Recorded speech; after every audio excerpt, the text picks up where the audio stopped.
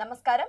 నేను మీ మధు. ప్రస్తుత కాలంలో ఆరోగ్యం బాగలేదంటే ఎవరి దగ్గరికి వెళ్తారు? వైద్యుల దగ్గరికి వెళ్తారు. లేదా వారి సంసారంలో చిక్కులొచ్చినా ఎవరి దగ్గరికి వెళ్తారు? లాయర్ దగ్గరికి వెళ్తారు. కానీ ఏఐ నడుస్తున్న ఇప్పటి కాలంలో కూడా నరదిష్టి అని లేకపోతే సమస్యలు అంటూ ప్రతి ఒక్కరు కూడా స్వామీజీల దగ్గరికి వెళ్తున్నారు. నిజంగానే స్వామీజీల దగ్గర వారికి సొల్యూషన్స్ ఉన్నాయా? లేదా లేకపోతే వారంతా అపోహలు పడుతున్నారా? ఇప్పటి కాలంలో కూడా ఇలాంటివి నమ్మచ్చా? లేదా లేకపోతే గ్రహాలు అనేటివి ఉన్నాయా? నిజంగా దయ్యం పడుతుంది అంటారు, ఆత్మలు అంటారు. అవన్నీ కూడా నిజమేనా? అయితే అవన్నీ కూడా నిజమో కాదో తెలియజేయడానికి ప్రస్తుతం మనతో పాటు ఉన్నారు గురూజీ శ్రీనివాస్ స్వామి గారు. వారిని అడిగి మరిన్ని విషయాలను తెలుసుకుందాం. నమస్కారం గురువు గారు. నమస్కారం అమ్మా. గురువు గారు, జ్యోతిష్యము అంటారు. ఇంతకు జ్యోతిష్యం అంటే ఏంటి? ఓం నమో మాత మహాశక్తియే నమః, గురుదేవాయ నమః, గురుశక్తియే నమః. అంబాస్థానం విశ్వై పూజా బలము ఆయుష్ ప్రభానం పూజ బలం ఆయుష్ బలం అదృష్ట బలం యోగ బలం చక్ర బలం గణిత బలం. ఓం గురుదేవాయ నమః, అక్షాయ నమః, అనంతాయ నమః, గోవిందాయ నమః. ఓం ప్రాణేశాయ శివం ప్రాణేశాయ స్వాహ. సర్వశక్తియే నమః, మహాశక్తియే నమః, గురుదేవాయ నమః. ఓం నమః శివాయ. మంచి మాటమ్మా. జ్యోతిష్యం అనేది ఏంటి అని అంటే ఇది మనకి ఇప్పుడు మధ్యలో మధ్యలో వచ్చింది కాదు. మన తాతల ముత్తాతల కాడ నుంచి రాజుల కాలం, అంటే రాజుల కాలంలో భగవంతులు రాజులు అంతా కలిసి ఉండేవాళ్ళు. అప్పుడు ఆ కాలం నుంచే జ్యోతిష్యులు అనేది ఉండేవాళ్ళు. జ్యోతిష్యులు అంటే ముందు జాగ్రత్త. ముందు జాగ్రత్త అంటే ఇప్పుడు నువ్వు ఏదైనా పని చేయాలనుకున్నావమ్మా, దాన్ని నువ్వు ఆలోచించి చేస్తావు. కానీ అది ఏం తగులుతుంది, ఏం అవుతుంది, అది అవుతుందా కావట్లేదా అనే దానికి నీకు తెలియదు కదా. మరి అది తెలియాలి అని అంటే ఒక వైద్యుడు దగ్గరికి పోవాలి. వైద్యుడు అంటే ఎవరు? ఒక గురువు గారు. అర్థమైందమ్మా? గురువు దగ్గరికి పోయినప్పుడే ఆ గురువు నీకు కొన్ని జరగబోయేవి కానీ జరిగినవి కానీ కొన్ని చెప్పగలుగుతారు. చెప్పినప్పుడు దాని విధానంగా జరగబోయే దాన్ని గురించి ఫాలో చేస్తూ పోతే ఆ జరిగే ఏదో ఖచ్చితంగా నీకు చెప్పినవి జరుగుతాయి.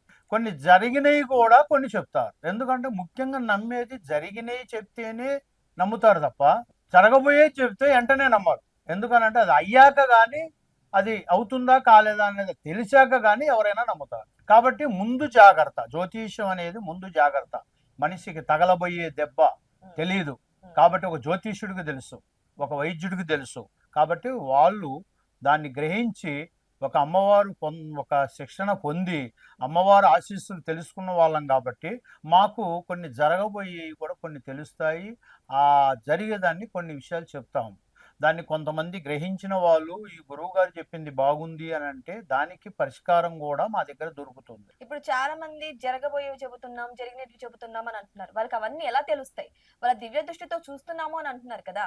మరి వారికి ఎలా తెలుస్తాయి అవన్నీ? ఎలా కనిపిస్తాయి వాళ్ళకి అన్ని జరగబోయేటివి, జరిగేటివి అన్ని కూడా? కనిపిస్తాయి అనేది కాదమ్మా, దానికంటూ కొన్ని పూజలు చేసి కొన్ని యోగాలు చేసి సాధన చేస్తేనే ఈ విద్య వస్తుంది. మనం అనుకోగానే నువ్వు రాగానే నీకు ఏముందని చెప్పడానికి మాకంటూ ఒక అనుభవం ఉండాలి. ఆ అమ్మవారు ఒక శక్తి అనేది మాకు ఉండాలి. ఉన్నప్పుడే దాన్ని నీ ముఖం చూసినప్పుడే కొన్ని విధానాలను బట్టి కొన్ని విషయాలు చెప్పగలుగుతాం. అవి మా మైండ్లోకి వచ్చేస్తాయి. అమ్మవారి ద్వారాగా అవి కొన్ని మైండ్లోకి వచ్చేస్తాయి. వచ్చినప్పుడే దాన్ని బట్టి ఆ అమ్మవారి జ్ఞానం బట్టి మీకు కొన్ని విషయాలు చెప్పగలుగుతాం. అదే జ్యోతిష్యం అనేది. అర్థమైందమ్మా? కొన్ని తాటిపత్ర గంధాలు ఉంటాయి, దాన్ని బట్టి కొంతమంది చెప్తారు, కొంతమంది గవ్వలేసి చెప్తారు, కొంతమంది ముఖం చూసి చెప్తారు, కొంతమంది రేఖ చూసి చెప్తారు. అర్థమైందా? కొంతమంది ఇక రకరకాలుగా నాటి జ్యోతిష్యం అని రకరకాల జ్యోతిష్యాలన్నీ కనిపెట్టారు. మరి మీదే రకం జ్యోతిష్యం? నేను చిన్న వయసులో మేము కోయరాజులం కాబట్టి మామూలుగా రేఖ బలాన్ని చూసి చెప్పేటోళ్ళం. అయితే దాన్ని కొన్ని రోజులు చూస్తే కొన్ని కరెక్ట్గా ఉంటాయి. రేఖ బలాలంటే రేఖలు బాగుంటాయి కానీ రేఖలు బాగుండేట్టుగా వాడు ఇదిలో బాగుండట్లే. వాడు స్థితిలో వాడు బాగుండేదానికి అవకాశం ఉండట్లే. రేఖను బట్టి చూస్తే వాడు కోటేశ్వరుడుగా ఉండాలి. మరి వాడు రేఖను బట్టి చూస్తే కోటేశ్వరుడుగా లేడు. అంటే కొన్ని రేఖలు కొన్ని టయాలను బట్టి పనిచేస్తాయి, కొన్ని రేఖలు కొన్ని టయాలను బట్టి పనిచేయవు. దానికంటూ గడియలు ఉంటాయి. ఆ గడియలను బట్టే పనిచేస్తాయి. ఈ గడియలు అంటే ఏమిటి? గడియలు అంటే ప్రతి మానవుడికి గ్రహస్థితులు, గ్రహాలు ఉంటాయి కదా. సృష్టికి ఎన్ని గ్రహాలు? 9. ఆ 9 గుళ్ళల్లో కొన్ని 9 స్థానాలలో నిలబెట్టి మనం పూజలు చేస్తాం. అర్థమైందా? ఆ గ్రహాలు మనకు సహకరిస్తేనే భగవంతుడు కూడా మనకు సహకరిస్తాడు. అప్పుడు భగవంతుడు కూడా మనకు వరాన్ని ఇస్తాడు. ఆ గ్రహాలు సహకరించకపోతే మనకి ఏదీ నడవదు. కానీ గ్రహాలు ఉన్నాయా నీకు లేవా, సహకరిస్తున్నాయా సహకరించట్లేదా అని తెలియడం కోసమే నేను గవ్వల జ్యోతిష్యం నేర్చుకున్నాను. గ్రహాలు అని అంటున్నారు మీరు. గ్రహాలు అనేటివి మంచి చేస్తాయా చెడు చేస్తాయా? ఇంతకు దాంట్లో 9 గ్రహాలల్లో కొన్ని మంచివి ఉన్నాయి, కొన్ని చెడ్డవి ఉన్నాయి. చూడరాని గ్రహం మనల్ని చూడకూడదు, చెడు జరుగుతుంది. చూసే గ్రహం మనల్ని చూడాలా, మంచి జరుగుతుంది. అర్థమైందా? అందుకనే సిద్ధాంతులు గాని అయ్యగారులు గాని కాళహస్తిలో ఎప్పుడో పూర్వకాలంలో కాళహస్తిలో రావుకేతువుల పూజ అని నిరూపించారు. తెలుసు కదా మీకు? అవును. అంటే రావుకేతువులు అంటే ఎవరు? ఆ గ్రహాలు. 9 గ్రహాలలో వాళ్ళు ఇద్దరు. అర్థమైందా? ఉమ్. ఇక్కడ రావుకేతువులు అంటే వాళ్ళు చాలా అగ్రమైన స్వాములు, దేవతలు. వాళ్ళు చూడకూడదు. వాళ్ళు చూశారు అంటే మనకు అనార్థం జరుగుతుంది అని అర్థం. అలాగనే రావుకేతువుల పూజ అని కాళహస్తిలో. కాళహస్తిలో ఎందుకు పెట్టారు అని అంటే లింగాలలో జ్యోతిలింగం అది. అంటే ప్రాణంతో ఉన్న లింగం. అర్థమైందా? వాయులింగం. అమావాస, పౌర్ణమి, సూర్యగ్రహం, చంద్రగ్రహణాలు వచ్చినప్పుడు కొన్ని గుళ్ళు మూసేస్తారు. అని ఈ గుడి ముయ్యరు. ఏది కాళహస్తి, శ్రీకాళహస్తి గుడి ముయ్యరు.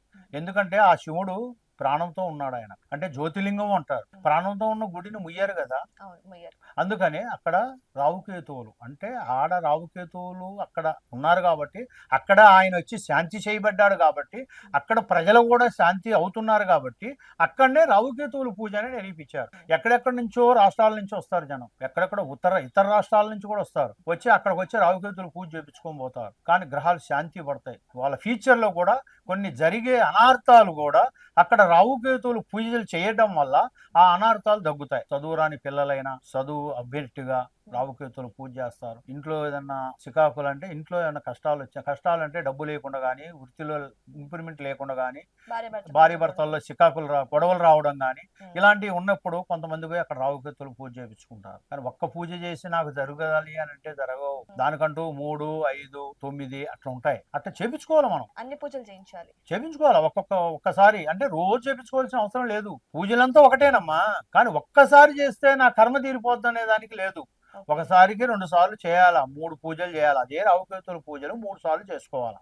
3 సార్లు చేసుకోవాలి. చేసుకుంటే అప్పుడు ఆ గ్రహాలు చాలా శాంతి పడతాయి. లేదా 5 సార్లు చేసుకుంటే పంచభూతాలు కలుస్తాయి కాబట్టి 5 అంటే ఇంకా శాంతి పడతాయి. 9 సార్లు చేసుకుంటే ఇంకా బ్రహ్మాండం. ఎందుకంటే 9 గ్రహాలుగా 9 సార్లు చేసినట్టుగా ఉంటుంది కాబట్టి అప్పుడు అది ఇంకా సంతోషం. అట్లా కొంతమంది ఓపిక ఉన్నోళ్ళు పోయి చేపించుకుంటారు. ఓపిక లేని వాళ్ళు ఒకసారి పోతారు, చేపించుకుంటారు, సరేలమ్మంటారు, వదిలేస్తారు. మరి అటువంటి వాళ్ళకి ఫలితం ఉండదు. ఒక్కసారి అంటే ఫలితమే ఉండదమ్మా. ఇప్పుడు దేవుడికి రోజు దండం పెట్టేవాళ్ళు కొంతమంది ఉన్నారు. ఎప్పుడో ఒకసారి బుద్ధి పుట్టినప్పుడు దండం పెట్టే నాకు వరం ఇవ్వని వాళ్ళు కొంతమంది ఉన్నారు.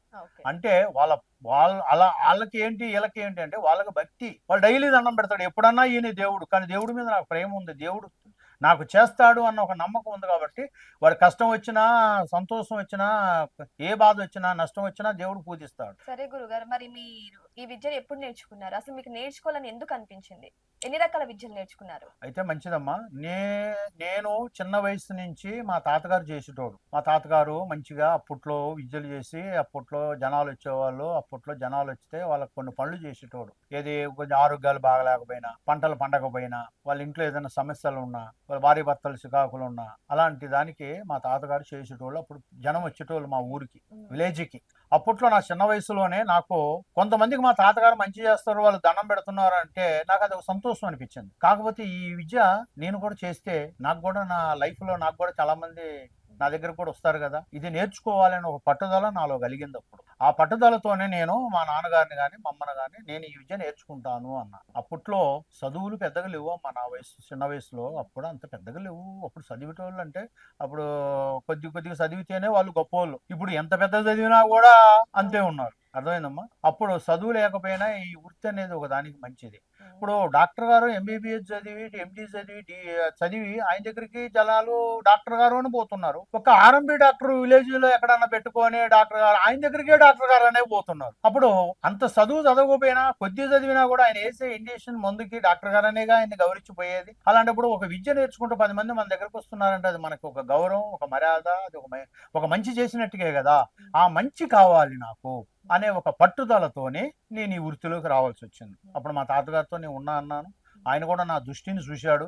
ఈ కుర్రోడికి వస్తుంది, నేను చేపిస్తా అన్నాడు. అప్పట్లో చదువులు లేకపోయినా అప్పుడు పసర కట్టులతోని, అమ్మవారు చేసే పూజలతోని, అడవి కొండ పూజలతోని మాకు ఒక అమ్మవారిని మాకు అనేది వశయం అయ్యేలా, అమ్మవారు మాకు సాకారం ఉండేలా, మాకు ఏ ప్రాబ్లం రాకుండా చూసుకునేలా అమ్మవారిని మేము వశయం చేసుకుంటాం. ఆ వశయం చేసుకున్నప్పుడే మనకి కొన్ని పనులు చేసేదానికి అమ్మవారి సాకారం ఉంటుంది. ఇప్పుడు రాత్రి పూట ఎక్కడెక్కడికో పోవాలా, పాములు వస్తుంటే శక్తులని, గ్రహాలని, దెయ్యాలని దయ్యాలని భూతాలని ఎన్నో అడ్డు తగులుతుంటాయి. అప్పుడు మనకంటూ ఒక శక్తి ఉంటేనే మనం అవన్నీ దాటుకొని పోగలుగుతాం. మనం అవి ఉన్న ఎవరికైనా అవి ఉంటే మనం అవి సరి చేయడానికి మన వల్ల శక్తి వస్తుంది అని ఆ విద్యను నేర్చుకోవాలంటే అది నేర్చుకోవాలని ఒక పట్టుదలతో నేర్చుకోవాలి. ఏ విద్యను నేర్చుకున్నారు? ఏ విద్యలు అని అంటే ఇప్పుడు ఎవరికైనా ఆరోగ్యం బాగోదు. ఆరోగ్యం అంటే చేతబడి అంటారు. అవును, నిజంగా ఉందంటారా చేతబడి? ఉన్నాయి చేతబడులు. ఇప్పటి నుంచి ఏంటి, ఎప్పుడెప్పటి నుంచో ఎప్పుడో కాలం నుంచి ఉన్నాయి, తాతల కాలం నుంచే ఉన్నాయి. చేతబడి అంటే మనం ఇక్కడ ఉండి కూడా ఎక్కడో ఉన్న మనిషిని కదిలించొచ్చు, వాళ్ళని నాశనం చేయొచ్చు అని అంటారు. అవన్నీ నిజాలేనా? ఉన్నాయి, చేయొచ్చు. అంటే ఏదన్నా ప్రూఫ్ దొరకాల. ప్రూఫ్ లేకుండా ఏ చేతబడి చేయలేం.